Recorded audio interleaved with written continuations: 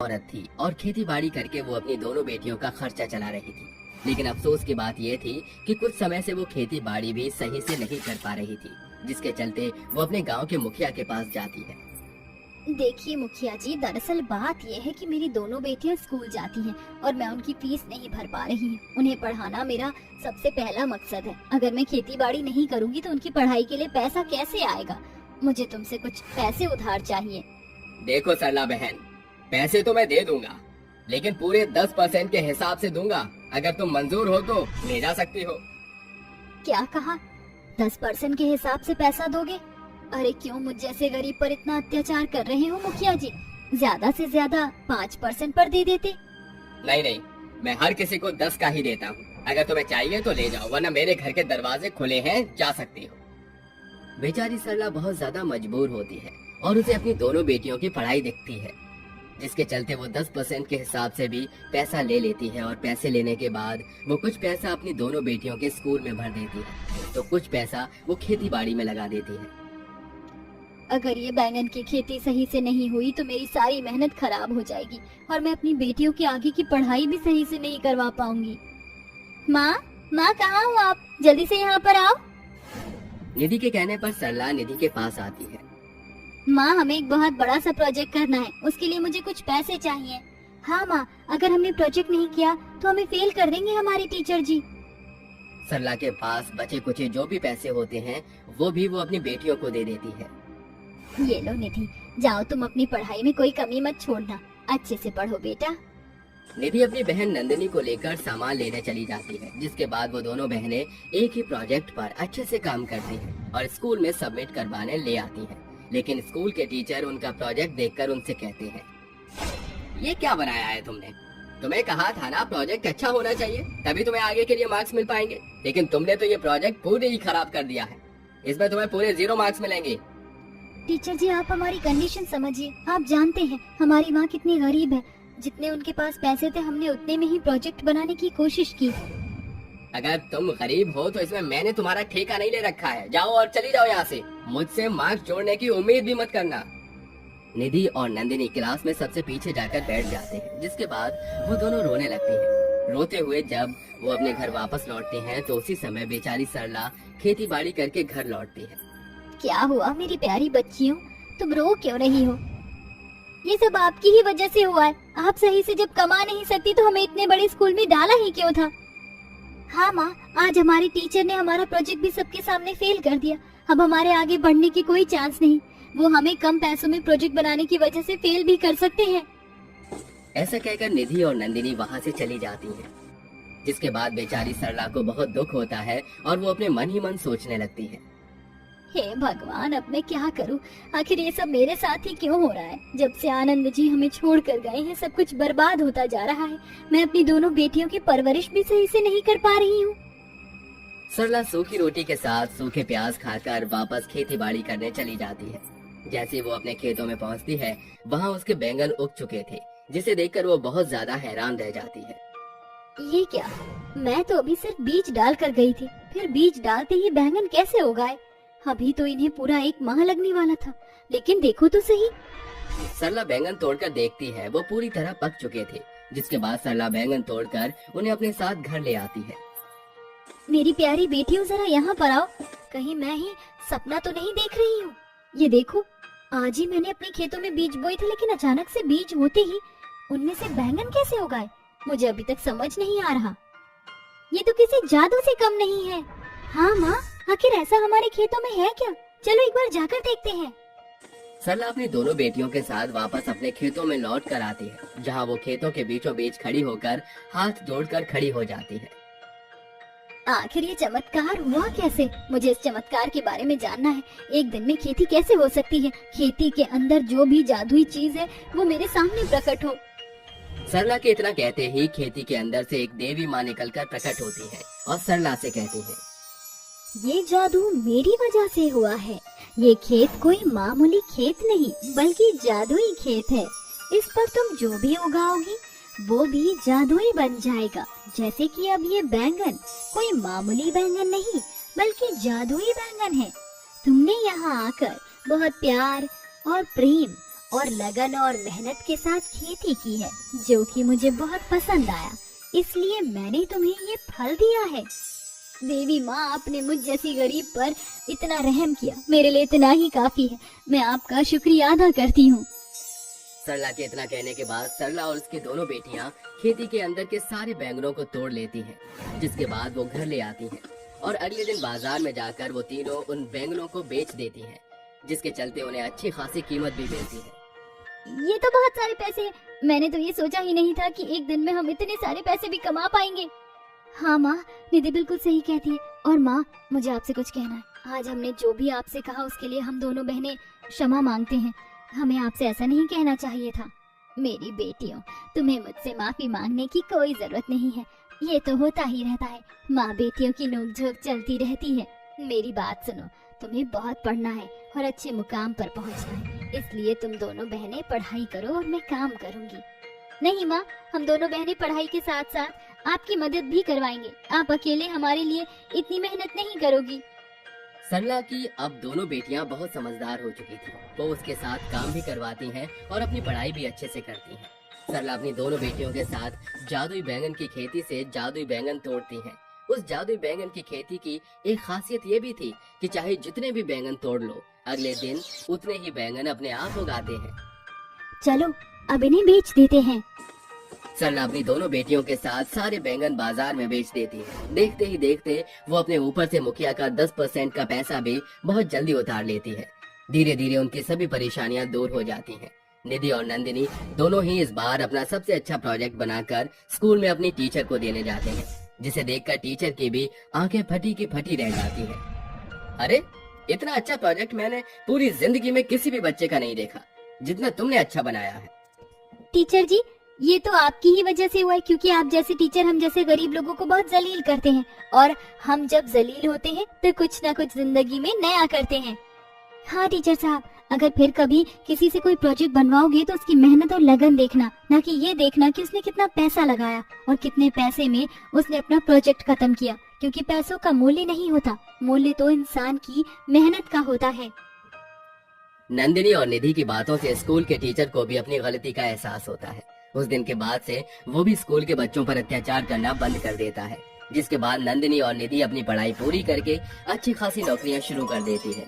वहीं सरला जादुई बैंगन की मदद से बहुत सारे गरीब लोगों की भी मदद करती है और अपनी बेटियों के साथ खुशी खुशी रहने लगती है। संतोष और नरेंद्र अपने बेटे गौरव की शादी उर्मिला नाम की एक सुशील कन्या से करा देते हैं, जो कि मासूम के साथ काम करने में सर्वगुण संपन्न थी। शादी की पहली रसोई की रस्म जब वो करती है तो सास ससुर उसके हाथ का खाना खाकर तारीफ करते हुए शगुन देते हैं। हाँ बहू, ये ले हम दोनों की तरफ से शगुन। गौरव बेटा, तूने बहू को कोई शगुन नहीं दिया? गौरव जी, आप तो खाइए। आपको क्या लगता है मेरी जबरदस्ती शादी करा दोगे तो मैं सारे रीति रिवाज मानूंगा? बिल्कुल नहीं। और तुम तो मुझसे दूर रहो, मुझे तुम्हारे साथ का कुछ भी नहीं खाना। बेटा, कैसी बातें कर रहा है? बहू से तेरी शादी हो चुकी है, तुझे उसे अपनी पत्नी के स्वरूप में अपनाना ही होगा। मैं मेघा से प्यार करता हूँ और वही मेरी पत्नी बनेगी, और उसे शादी करके तो मैं इसी घर में लेकर आऊंगा, देखते रहना आप। गौरव, आप क्या कह रहे हैं? ये आप किसी और से प्यार करती हैं? मुझसे जबरदस्ती शादी हुई है आपकी? हाँ, ये सच है, और तुम इसे जितना जल्दी स्वीकार कर लोगे तुम्हारे लिए इतना ही अच्छा होगा। ऐसा कहकर गौरव गुस्से में घर से चला जाता है। फिर कैफे में अपनी प्रेमिका मेघा से मिलने जाता है, जहाँ वो दोनों एक दूसरे के गले लगते हैं। मेघा, मैं तुम्हारे बिना और नहीं रह सकता, हम दोनों को जल्द से जल्द शादी कर लेनी चाहिए। मैं भी गौरव तुम्हारे बिना रह नहीं सकती। और तुम्हारी वाइफ का क्या होगा फिर? मुझे उससे कोई मतलब नहीं है, मैं तुमसे शादी करके घर ले जाऊंगा, भले ही उसे सौतन की तरह रहना पड़े। इस तरह कुछ दिन गौरव और मेघा एक दूसरे से छुप छुप कर मिलते हैं। वहीं गौरव घर के अंदर सबसे कटा कटा सा रहता है और सबसे ज्यादा बुरा बर्ताव वो उर्मिला के साथ करता है। यदि उर्मिला उसे चाय भी देती थी तो वो चाय का कप फेंक दिया करता था, लेकिन उर्मिला उसकी सारी नफरत झेलकर उसके घर का, माता पिता का, सबका ख्याल बखूबी रख रही थी। अगले दिन वो मेघा के साथ शादी करके घर लौटता है। दरवाजे पर दोनों को शादी के जोड़े में देखकर उर्मिला की आंखों से आंसू टप टप बहने लगते हैं। देखो बाजी, मेरी सौतन आ गई। अगर ऐसा ही था तो आपने शादी क्यों कराई? आपकी वजह से तीन जिंदगी बर्बाद हो गई। बहू, मैंने सोचा था तुझसे शादी करने के बाद ही ये उस लड़की को अपनी पत्नी बनाने का ख्याल छोड़ देगा, पर ये मेघा को घर में बहू बना कर ले आया। अब हमारे पास मेघा को अपनाने के अलावा कोई चारा नहीं है। मेरा कोई स्वागत करेगा या मैं यूं ही दरवाजे पर खड़ी रहूं? आखिर मेरे पैरों में भी दर्द होता है। अरे माँ जी, जरा गृह प्रवेश तो कीजिए। माँ प्लीज कर दीजिए। ये कहकर मन मार के संतोष को घमंडी नई सौतन बहू का गृह प्रवेश कराना ही पड़ता है। चलो, गृह प्रवेश तो हो गया, अब मुझे हमारे रूम में भी लेकर चलो। हाँ, चलो इस तरफ है। उर्मिला, जरा अपना सामान उस कमरे से निकाल लो, क्योंकि अब तुम्हारे वहाँ कोई जगह नहीं है। वो जगह मेरी मेघा की है। ओह कम ऑन, फास्ट प्लीज, अपना जल्दी से सामान निकालो, मुझे रिलैक्स करना है। जा रही हूँ मैं अपना सामान निकाल कर। वैसे भी जब गौरव आपके दिल में ही जगह नहीं है मेरी, तो आपके कमरे में भी क्यों रहूँ मैं? ताना देकर उर्मिला उस कमरे से अपना सामान लेकर गेस्ट रूम में आ जाती है और वहाँ रहती है। ये सब देखकर बूढ़े सास ससुर का दिल परेशान हो जाता है, लेकिन वो कुछ कह भी नहीं सकते थे, क्योंकि उस वक्त गौरव और सौतन की जो चल रही थी। अगले ही दिन वो इतराते हुए ब्रेकफास्ट करने टेबल पर आती है और कहती है, डार्लिंग, मुझे तो स्पेगेटी और ऑरेंज जूस चाहिए अभी। और तुम जो भी खाओगे वो इस महारानी को बता दो, हमारे लिए बना देगी। सुनो, तुम्हारा क्या नाम था? और मीला, चीला? अरे उर्मिला नाम है उसका। उर्मिला, तुमने सुन लिया ना, मेघा को क्या चाहिए तुम वो सब बना दो। और हाँ, अब से तुम सारा खाना बनाओगी। वैसे भी ये सब काम करने की आदत नहीं है मुझे, और ना ही आता है, तो घर का सारा काम तुम करोगी एज अ नौकरानी। क्यों हम तुम्हें खामखा बाहर निकालें और बाहर का खाना खाएं या किसी नौकरानी के हाथ का खाना खाएं? तुम हो ना? ए लड़की, ये तुम कैसे बात कर रही हो? गौरव, तू इसे कुछ कहता क्यों नहीं है? मेरी बहू को नौकरानी कहने की हिम्मत कैसे हुई इसकी?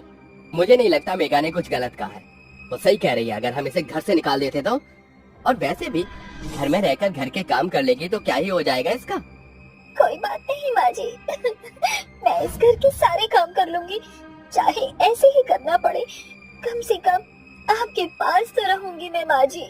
ऐसा कहकर रोते हुए उर्मिला रसोई में चली जाती है और उन दोनों का मनपसंद खाना बनाकर सबको खिलाती है। उसके बाद दोनों सोफे पर बैठकर जब टीवी देख रहे थे तो मेघा गौरव को कहती है, सुनो गौरव, जरा मेरे पैर पर नेल पेंट लगा दो, क्योंकि मेरे हाथों पर नेल पेंट लगी हुई है। अगर मैंने लगाया तो मेरे हाथों की नेल पेंट खराब हो जाएगी। और सुनो, मेरे लिए एक रोमांटिक सा गाना भी गाओ ना। तभी गौरव उसके नेल पेंट लगाकर गाना गाने लगता है। अरे ओके, अभी लगा देता हूँ डार्लिंग। बिन तेरे सनम मर मिटेंगे हम, आ मेरी जिंदगी, ला ला ला ला ला ला ला ला, आना ही पड़ा सजना, जालिम है दिल की लगे। वाह गौरव, तुम तो बहुत मस्त हो।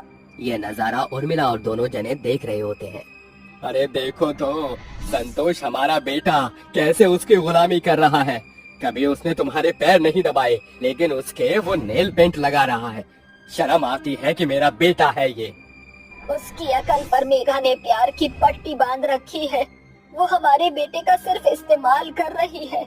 माँ जी, अगर वो उनके साथ खुश है तो उन्हें खुश रहने दीजिए। वक्त गुजरता है, घमंडी मेघा एक एक करके घर के सभी लोगों को धमकी देकर उनसे घर का काम करवाती है। उर्मिला को उसने बहुत पहले ही नौकरानी बना दिया था। वहीं सास ससुर भी कभी उसके पैर दबाते थे तो कभी घर के शीशे पंखे साफ करते थे। देखा जाए तो वो सबके साथ अत्याचार कर रही थी और गौरव को भी उसने अपनी मुट्ठी में कर रखा था। गौरव भी प्यार में अंधा होकर उसकी हर बात मान रहा था। ऐसे ही एक बार सोफे पर मेघा उसकी गोद में सिर रखकर सिगरेट पी रही थी और गौरव नशे की धूप में था और तीनों जने काम कर रहे थे। तभी जानबूझकर मेघा जूस का गिलास फेंक देती है और कहती है, ओहो, ये जूस का ग्लास तो मुझसे गिर गया। ओह मिला, जरा इसे साफ कर दो, वरना मेरे हाथों में चुभ जाएगा। अरे दोनों पीछे क्यों हो? माँ जी, पापा जी, आगे कीजिए, चलिए, चलो आप दोनों अब नाच कर दिखाओ। मेघा, तुम अपनी हद पार कर रही हो। भूल गई हो बड़ों से कैसे बात करते हैं। ओह जस्ट शट अप बुड्ढे, जो उनका है कोशिश करके देख लो, वो तुम्हारी बात बिल्कुल नहीं मानेंगे। बता भी दोगी तो क्या होगा? एक बार जरा दोबारा कहना, क्या कहने की कोशिश कर रही हो तुम? ऐसा कहकर उर्मिला फोन से रिकॉर्डिंग स्टार्ट कर देती है। यही कि मैं गौरव से प्यार नहीं करती, उसे पाने का जुनून था जो मैंने पा लिया। अब वो मेरे किसी काम का नहीं है, बस मैं तुम्हें उससे छीनना चाहती हूँ। अपनी तरफ उसका अटेंशन पाना चाहती थी मैं। बहू, इसके मुंह मत लग, इसने तो हमारे घर को अय्याशी का अड्डा बना लिया है।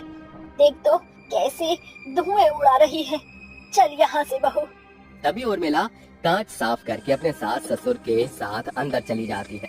वहीं अगले दिन उर्मिला और उसके माता पिता बंद कमरे में उससे कहते हैं, बेटा, तुझे उस पर बहुत यकीन था ना, लेकिन वो लड़की तेरे लायक बिल्कुल नहीं है। चल जरा देख उसकी सच्चाई। तभी उर्मिला वो रिकॉर्डिंग गौरव को सुना देती है, जिसे सुनकर गौरव